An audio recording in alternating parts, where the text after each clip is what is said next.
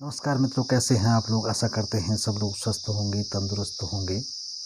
मित्रों, आप लोगों का जीवन सुखमय हो और कष्टों से रहित हो, इस हेतु मैं आप लोगों को मंत्र देता हूँ ताकि आप उनसे लाभ लें और अपने जीवन को खुशहाल बनाएं।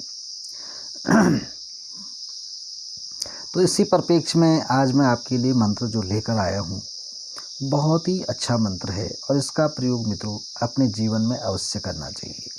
अवश्य मैं इसलिए कह रहा हूँ कि मैंने देखा है अक्सर 100 में से 25% बच्चे ऐसे होते हैं जो पढ़ना चाहते हैं और कोई अच्छा कार्य करना चाहते हैं, चित्रकला करना चाहते हैं, कोई जो है किसी भी प्रकार का जो है जो साज सजावट का काम होता है ना। और पढ़ने में भी जो है आँखों की जो नेत्रों की जो क्षमता है वो अच्छी होनी चाहिए। और जो है ड्राइविंग से लेकर के, यानी कि अगर हम ऐसा कहें कि आँखों का जीवन में अमूल्य स्थान है तो ये बिल्कुल सत्य है और हमें अपनी आँखों की सुरक्षा अवश्य करनी चाहिए।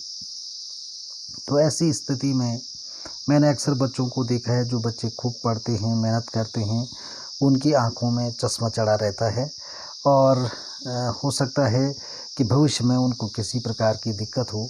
और उसके अतिरिक्त ये है कि जब से जो है ये कोरोना काल चला है, अब मैं ये तो नहीं कहूँगा कि क्या हुआ है, लेकिन काफ़ी लोगों की नज़रें कमज़ोर हो गई हैं और उनको दिखाई नहीं देता है। और एक आध केस तो ऐसा भी था कि जिनकी आँखें अंधी हो गई थी और उस बेचारे ने जो है आत्महत्या ही कर दी। ऐसा इंसान था, क्योंकि वास्तव में जब इंसान की आँखें नहीं रहती हैं तो उसको बहुत कठिनाइयों का सामना करना पड़ता है। तो किसी के जीवन में ऐसा हो, कितना दुख का विषय है। तो इसलिए मित्रों मुझे लगा कि ये मंत्र आपको देना बहुत ज़रूरी है। तो इस मंत्र में आपको करना ये है कि प्रत्येक दिन सुबह जो है 11 बार 1 गिलास पानी ले लें और सुबह उठ कर के जो है आप इस मंत्र से जो है 11 बार इस पानी को अभिमंत्रित करें और पहले अपने आँखों पर छींटे मारें। ऐसे 2-3 छींटे मारने हैं ताकि आँखों पर किसी प्रकार की हलचल हो, है ना, ये मतलब है। तो छींटे मारें और उसके बाद अपने मुँह को धुल लेना है, अपने चेहरे को वॉश करना है उस पानी से। तो ऐसा आप करते रहें तो आप देखेंगे कि यदि अगर आपकी आँखों में चश्मे चढ़े होंगे, दिखाई नहीं देता होगा, दूर दृष्टि दोष हो या निकट दृष्टि दोष हो, जो भी दोष हो आपकी, उसका निवारण हो जाएगा। और मैंने पिछली वीडियो में भी बताया था आपको कि अगर इसको करने से पहले आप जो है बासी मुँह थूक अपने मुँह में जो थूक होता है बासी मुँह में, जब तक आपने कुछ खाया पिया नहीं है, बिस्तर से उठे हैं, तो आपको जो है हाथ में अपनी हथेली में लेकर और अपनी अंगुली से जो है आँखों में उससे मसाज करनी चाहिए। तो इससे भी जो है आपकी आँखों के जितने विकार हैं वो दूर हो जाते हैं। क्योंकि हमारी जो जीभ है उसमें एक प्रकार का तत्व पाया जाता है जो बहुत ही पावरफुल है और वो जो है आँखों में इम्यूनिटी जिसको कहते हैं उसको बढ़ाता है और आँखें जो है बहुत लंबे समय तक स्वस्थ रहती हैं। तो इस प्रकार से आप जो है इन चीज़ों का लाभ लें और इस मंत्र का लाभ लें। मंत्र आपको लिख करके मिल जाएगा। तो चलिए मिलते रहेंगे फिर ऐसी किसी अच्छी वीडियो के साथ, अच्छी मंत्र के साथ आपके साथ संबंध बना रहेगा। लेकिन मित्रों लाइक, शेयर, कमेंट, सब्सक्राइब अवश्य करें। मैं बार बार इसलिए नहीं बोलता हूँ कि आप लोग समझदार हैं, जानकार हैं और आप अच्छे से जानते हैं कि जब तक हम लाइक, शेयर, कमेंट, सब्सक्राइब नहीं करेंगे तो चैनल आगे नहीं बढ़ेगा और अन्य लोगों तक ये जानकारी नहीं पहुंच पाएगी। तो इन्हीं शुभकामनाओं के साथ, शुभेच्छाओं के साथ जो है ईश्वर आपकी मदद करे, सहायता करे, आपकी हर संभव कार्य संभव हो और आपके जीवन में मान प्रतिष्ठा बनी रही। इन्हीं शुभकामनाओं के साथ फिर मिलते हैं मित्रों, तब तक के लिए जय माता दी। नमस्कार मित्रों, कैसे हैं आप लोग। आशा करते हैं सब लोग स्वस्थ होंगे, तंदुरुस्त होंगे। तो मित्रों आज नवरात्रि का दिन के हिसाब से तो 5वां 6वां दिन है, लेकिन नवरात्रि के हिसाब से आज 7वां दिन काल रात्रि है। तो आशा है कि आप लोगों ने कालरात्रि की पूजा बड़े मनोवेग के साथ की होगी और माँ काली जो स्वरूप से बड़ी मतलब कठोर नज़र आती है, लेकिन वात्सल्य में वो हर माँ से आगे हैं और संसार की सबसे बड़ी माँ हैं। तो उनकी कृपा आपके परिवार पर हो, इन्हीं शुभकामनाओं के साथ, शुभेच्छाओं के साथ आज का वीडियो शुरू कर रहा हूँ। आज के वीडियो में जो मंत्र हैं वो मंत्र आपको खुद समझने होंगे और खुद ढूंढने होंगे कि मंत्र क्या है। तो चलिए बात करते हैं, किसी भी स्कूल में, किसी भी गुरु के सानिध्य में, स्कूल की बात करें तो अगर 100 बच्चे किसी स्कूल में हैं तो उसमें से 25% बच्चे ही सफल होते हैं, बाकी 75% फेल हो जाते हैं। फेल का मतलब ये है, ऐसा नहीं है कि वो परीक्षा उत्तीर्ण नहीं करते हैं, परीक्षा उत्तीर्ण करते हैं, लेकिन अपने जीवन के संघर्ष में 100 में से 25 बच्चे ही जो है सफल हो पाते हैं। अब तंत्र जगत की बात करें तो ये तंत्र मंत्र का जो मतलब स्कूल कहें या जहाँ पर सीखा जा रहा है, जिस भी गुरु के द्वारा सिखाया जा रहा है, तो आप देखते हैं आजकल अगर हम सोशल मीडिया को भी मानक बनाकर चलें तो आपने देखा होगा कि जो बड़े बड़े सिद्ध पुरुष लोग हैं, जिनके पास तंत्र मंत्र हैं, जिनके पास कुछ सिद्धियां हैं, साधनाएं हैं, उनके साथ कई लोग यूट्यूब में जुड़े होते हैं, फेसबुक पर जुड़े होते हैं और इंस्टाग्राम पर जुड़े होते हैं, तो उनको भी मंत्र मिलते हैं। लेकिन कुछ लोग पेड ग्रुपों में जुड़े होते हैं कि भाई पैसे दो और मंत्र लो, तो ऐसे भी जुड़ जाते हैं, उनको पावरफुल मंत्र दिए जाते हैं। लेकिन क्या कारण है कि इतने लोगों में से यूट्यूब में या सोशल मीडिया में उतने शिष्यों में से 2, 3, 4, 5 ही आ पाते हैं जो दुनिया को कुछ करने के लिए कहें, या दुनिया जिनको समझ पाए, या यूँ कहें कि जो दुनिया को अपनी काबिलियत दिखा पाते हैं, से गिने चुने ही लोग होते हैं। ऐसा क्यों है? आखिर सिखाया तो सबको एक जैसा जा रहा है, फिर ऐसा क्यों हो रहा है? आए दिन सुनता हूँ कि गुरुदेव कुंडली जागरण कर दीजिए, गुरुदेव कुंडली जागृत कर दीजिए। क्या इंसान के अंदर सच में कोई कुंडली होती है, या उसके अंदर कोई सांप कुंडली मार के सच में बैठा हुआ है? तो ये भी एक मतलब सोचने का विषय है। आखिर क्या है ये? क्यों इसको इतनी हवा बनाई जाती है?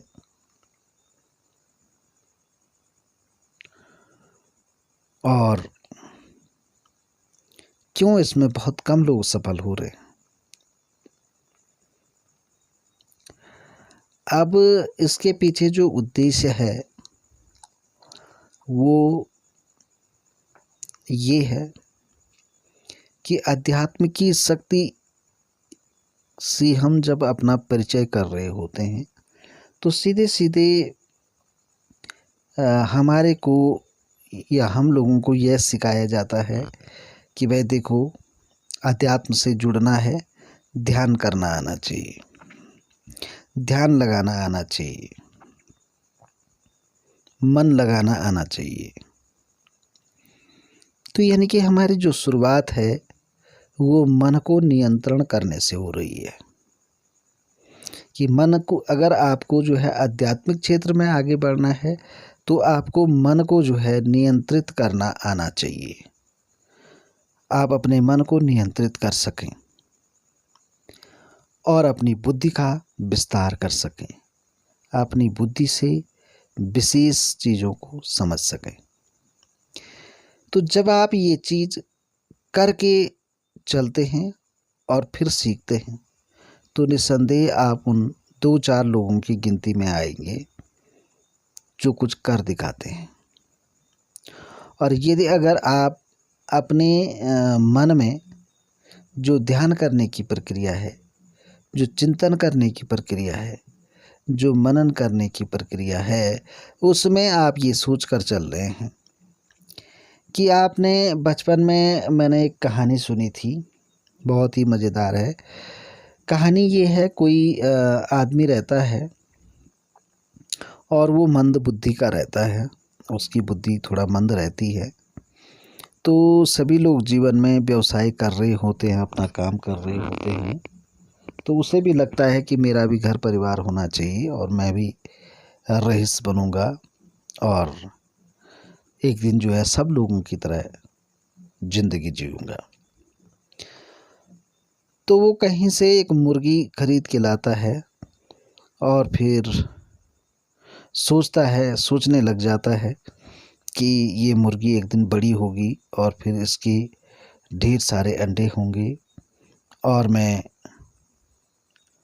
अंडों को जो है अपने सर में उठा करके बेचने ले जाऊंगा और फिर उनको बेचूंगा, फिर मेरे पास बहुत सारे पैसे होंगे, उस पैसे से मैं घर बनाऊंगा, ये करूंगा, सो करूंगा। न जाने कितने ख्यालात उसके मन में आते हैं।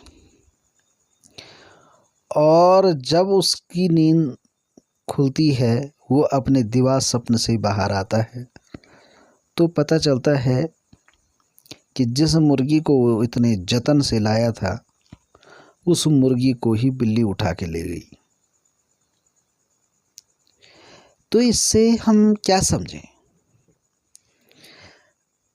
जो हमारा उद्देश्य है, अगर हम उस उद्देश्य के फल के लिए इतने लालायित हो जाएं कि हम उद्देश्य की ही परवाह न करें, तो क्या हम अपने उद्देश्य तक पहुंच पाएंगे?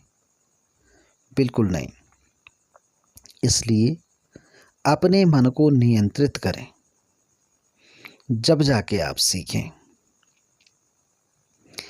अब मन को नियंत्रित करने के लिए हमारे पास 2 ऑप्शन हैं। एक है ईश्वर की मूर्ति और दूसरा है गुरु। अब इन 2 चीज़ों पर आपको ध्यान केंद्रित करना है। जब आप अपने गुरु पर ध्यान केंद्रित करेंगे, हर पल हर क्षण आपके दिमाग में गुरु स्थित होने चाहिए। उनके जो इंस्ट्रक्शन हैं, उनके जो मार्गदर्शन हैं, उनको फॉलो करते हुए आपको जो है मूर्ति पर जो है ध्यान केंद्रित करना होगा। तब जाकर के आप अपने लक्ष्य को साध पाएंगे। तो इस प्रकार से अगर आप आगे चलते हैं, तो निस्संदेह आपको सफलता मिलेगी। यदि आप अपने मन को जो है अपने बस में नहीं कर पाए, अपने दिमाग को सही दिशा में निर्देशित नहीं कर पाए, तो आप इन चीज़ों में पीछे रह जाएंगे।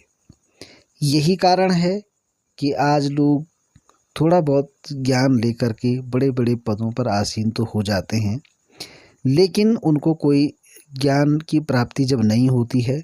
मैंने यहाँ तक देखा है कि बड़े बड़े साधु संत, जिन लोगों ने अपने जीवन में ग्रहों का त्याग कर दिया, बचपन में ही घर छोड़कर चले गए और कई सालों की तपस्या के बाद वो आज के दौर में जो सिद्ध पुरुष हैं, जो लोग किसी की तंत्र काट कर रहे हैं या किसी की मंत्र द्वारा उपचार कर रहे हैं, उनके पास आकर के अपने शरीर रूपी जो उनका तंत्र है उसको ठीक कराते हैं। तो आखिर ऐसा क्यों है? एक तपस्वी को एक गृहस्थी के पास क्यों आना पड़ रहा है? ये एक विचारणीय विषय है। क्यों बड़े पदों पर जो आसीन लोग हैं वो चमत्कार दिखा रहे बाबाओं के पर जो है कटाक्ष क्यों कर रहे हैं? उनके पास तो उनसे ज़्यादा सिद्धियाँ होनी चाहिए। वो तो एक परीक्षा पास करके उन गद्दियों पर बैठे हुए हैं, तो क्यों वो विचलित हो रहे हैं?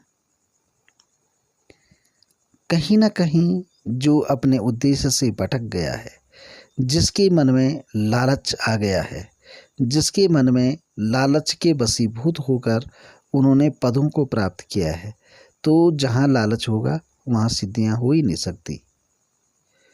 अगर आप लालच के वशीभूत होकर पैसे के लिए तंत्र मंत्र का उपयोग करना शुरू कर देंगे, वहीं आपकी जो है जो शक्तियाँ हैं वो क्षीण होना शुरू हो जाएंगी। हालांकि जीवन के लिए पैसा बहुत ज़रूरी है, क्योंकि बिना पैसे के आदमी का जीवन चल नहीं सकता है। लेकिन इसका मतलब ये नहीं कि हम अपने मूल उद्देश्य से भटक करके पैसे को एकत्रित करें, भोग विलास की सामग्री स्थित करें और आलीशान घर बनाएं, आलीशान तरीके से रहें। ये साधक के लक्षण नहीं है। अगर आपको साधक बनना है तो आपको अपनी इच्छाओं को मारना पड़ेगा। आपको जो है अपनी आवश्यकताओं को सीमित करना पड़ेगा। आपको अपने दिमाग का इस्तेमाल करके अपने मन को बुझाना पड़ेगा। मन की बात नहीं सुननी है, मन को समझाना पड़ेगा और उसको दिमाग से जोड़ करके काम करना पड़ेगा।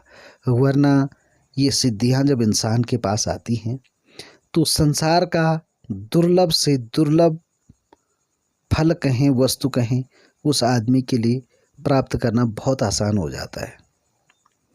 वो पलक झपकते ही किसी भी चीज़ को जिसको वो मन में चाहेगा वो चीज़ उसको प्राप्त हो जाएगी। लेकिन यहाँ उसको आवश्यकता है कि उसका मन क्या चाहे। उसका मन अच्छा चाहे, उसका मन अध्यात्म को चाहे, उसका मन ईश्वर को चाहे, उसका मन अपनी साधना को चाहे, तो ही वो आगे बढ़ सकता है। और यदि सभी प्रकार की वस्तुओं की उपलब्धता में वो अपने उद्देश्य को छोड़कर अपने मन की सुनेगा और मन के लिए काम करेगा, तो वो कभी सफल नहीं हो सकता है। तो मित्रों, बहुत सारे मंत्र मैंने आपको इसमें दिए हैं, तो आप ये मंत्र लेकर के अपने जीवन में आगे बढ़ें और तरक्की करें और संसार में अपना नाम कमाएं। इन्हीं शुभकामनाओं के साथ फिर मिलेंगे अगली वीडियो में। तब तक के लिए जय माता दी, जय केदार बाबा की, जय हो हनुमान जी बाबा की। आप सबका कल्याण हो।